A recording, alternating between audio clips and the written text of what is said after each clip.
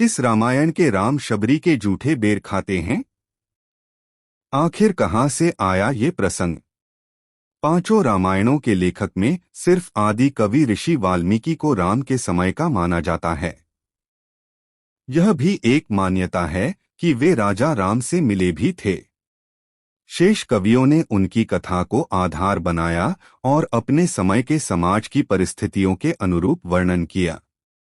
इसीलिए पांचों रामायण के कई क्षेपक अलग अलग हैं। राम शबरी की कुटिया में गए थे, यह प्रसंग तो लगभग सभी राम कथाओं में है, लेकिन उन्होंने वहां शबरी के जूठे बेर खाए थे, यह कहीं नहीं लिखा हुआ मिलता है।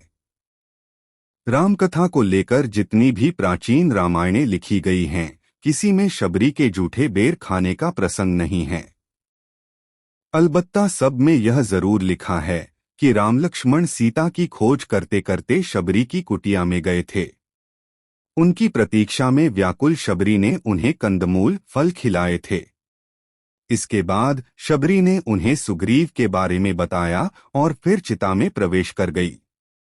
इसके बावजूद फिल्मकार रामानंद सागर ने अपने टीवी सीरियल रामायण में शबरी द्वारा राम को जूठे बेर खाने का दृश्य डाला। यह शायद उन्होंने 20वीं सदी में राधेश्याम कथावाचक की रामायण से संदर्भ लिया हो। राधेश्याम कथावाचक ने 20वीं सदी के पूर्वार्ध में रामायण को नाटक शैली में लिखा, तब उन्होंने भक्ति के साधकों के बीच चली आ रही इस कथा को जोड़ लिया। रामकथा पर विशेष अधिकार रखने वाले वरिष्ठ पत्रकार हेमंत शर्मा के अनुसार भक्तिकाल में भक्त और भगवान के बीच कोई भेद नहीं हो सकता, अतः दोनों के बीच कोई दुराव छिपाव कैसा। इसीलिए सुख सागर में लिखा गया है कि भीलनी के जूठे बेर प्रभु राम ने चाव से खाए। वह बेरों को पहले खुद चखती है ताकि पता चल सके कि प्रभु को वह मीठे बेर ही दे रही है।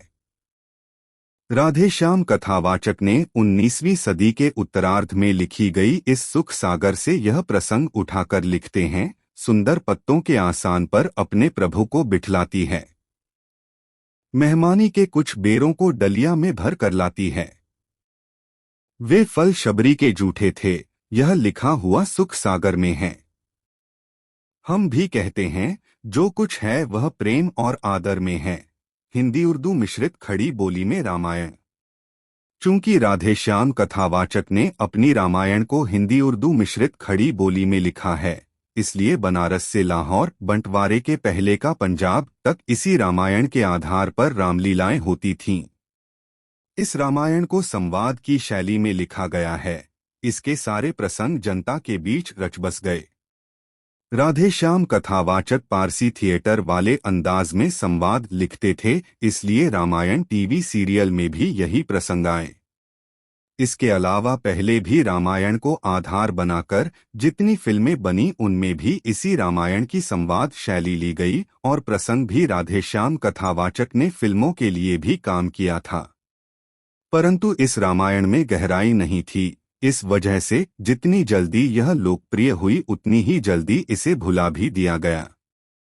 जो कथित सेकुलर लोग राम को महज एक कथा या मिथक मानते हैं, उनके विचारों को छोड़ दें तो भी कम से कम 5 रामायणें ऐसी हैं जिन्हें ऐतिहासिक संदर्भों में लिया जाता है। ये हैं वाल्मीकि रामायण, कंबन रामायण, रंगनाथ रामायण, कृतिवास रामायण और तुलसीकृत रामचरितमानस। इनमें से वाल्मीकि रामायण संस्कृत में, कंबन ने अपनी राम कथा तमिल में लिखी तो रंगनाथ ने तेलुगु में। कृतिवास की रामायण बांग्ला में है और रामचरितमानस को तुलसी ने अवधी में लिखा है। वाल्मीकि रामायण को सर्वाधिक प्रामाणिक माना जाता है और तुलसी की रामचरितमानस के राम मर्यादा पुरुषोत्तम से अधिक साक्षात विष्णु के अवतार हैं। इसलिए तुलसी के रामलीला करते हैं। उनमें अलौकिकता है और उनका हर कदम का भविष्य में एक अर्थ होता है। मगर इनमें से किसी भी रामायण में शबरी के जूठे बेर खाने का वर्णन नहीं है। वाल्मीकि ही राम के समकालीन। इन पांचों रामायणों के लेखक में सिर्फ आदि कवि ऋषि वाल्मीकि को राम के समय का माना जाता है। यह भी एक मान्यता है कि वे राजा राम से मिले भी थे। शेष कवियों ने उनकी कथा को आधार बनाया और अपने समय के समाज की परिस्थितियों के अनुरूप वर्णन किया। इसीलिए पांचों रामायण के कई क्षेपक अलग अलग हैं।